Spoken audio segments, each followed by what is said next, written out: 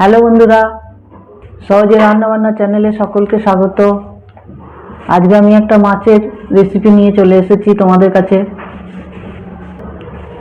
হ্যাঁ বন্ধুরা, আমি আজকে রুই মাছ আর পেঁয়াজ কলি পোস্ত করব। দেখো, 4 পিস রুই মাছ আমি নিয়ে নিয়েছি। নুন হলুদ মাখানো আছে, নুন আছে, হলুদ আছে, ছোট ছোট করে পেঁয়াজ কলি কাটা আছে, আর এটা একটু সামান্য পেঁয়াজ নিয়েছি একটা, আর 2টো কাঁচা লঙ্কা, আর পোস্ত, টমেটো আর কাঁচা লঙ্কা বাটা আছে। মাছ দিয়ে দিলাম, 2টো মাছ ভেজে নিচ্ছি, আবার পরে আর 2টো ভাজবো। 2টো ভেজে নিই। দেখো 1 পিস হয়ে গেছে, আর 1 পিস একটু হালকা করে ভাজবো, খুব খড়খড়ে করে ভাজবো না।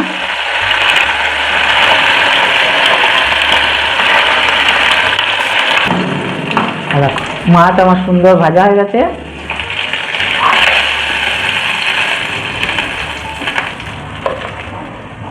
আর 2টো মাছ ভেজে নেবো, তারপরে পোস্তটা করবো।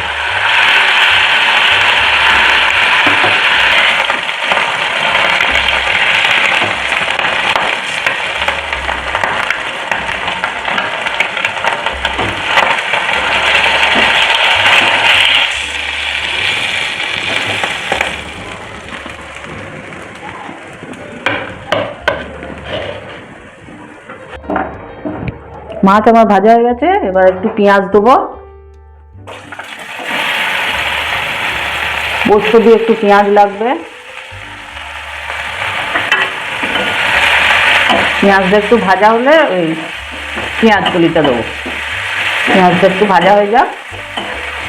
পোস্ত দিয়ে পেঁয়াজ কলি আর মাছ দারুণ খেতে হয় একসাথে। পোস্তর একটা আলাদা স্বাদ, পেঁয়াজ কলির আলাদা স্বাদ, আর মাছ পোস্তর আলাদা স্বাদ।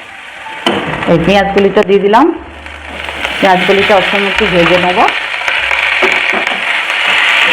পেঁয়াজের সঙ্গে পেঁয়াজ কলিটা একটুখানি ভেজে নেব।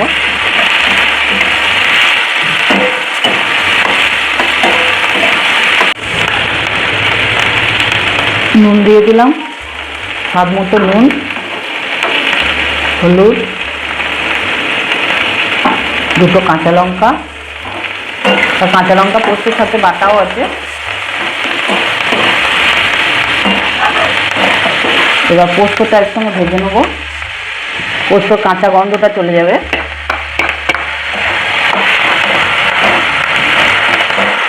সবজিও খাওয়া হলো, মাছও খাওয়া হলো, অথচ একটা নতুন রেসিপি। তোমরা করে দেখবে, খুব ভালো হয়।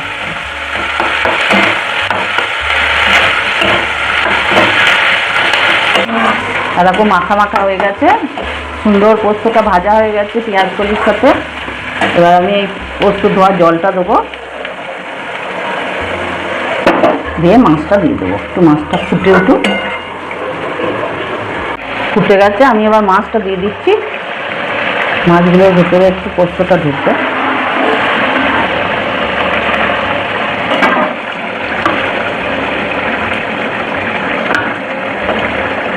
গরম ভাতে খাবে পেঁয়াজ কলি দিয়ে এরকম রুই মাছ পোস্ত, দারুণ খেতে লাগে। আমার একটু ঝোলটা শুকনো হবে এখন। মাছটা হয়ে গেছে, দেখছো তো, শুকিয়ে গেছে একদম, কাই কাই হয়ে গেছে পোস্তটা। এবার একটু কাঁচা তেল ছাড়িয়ে আমি নামিয়ে নেব, ছড়িয়ে দিই। হ্যাঁ, হয়ে গেল আমার পেঁয়াজ কলি রুই মাছ পোস্ত।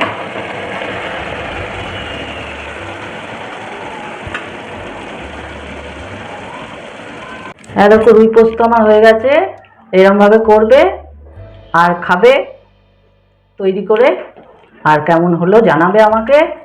আর আমার পাশে থাকবে, আমার চ্যানেলটাকে সাবস্ক্রাইব করবে এবং সঙ্গে থাকবে।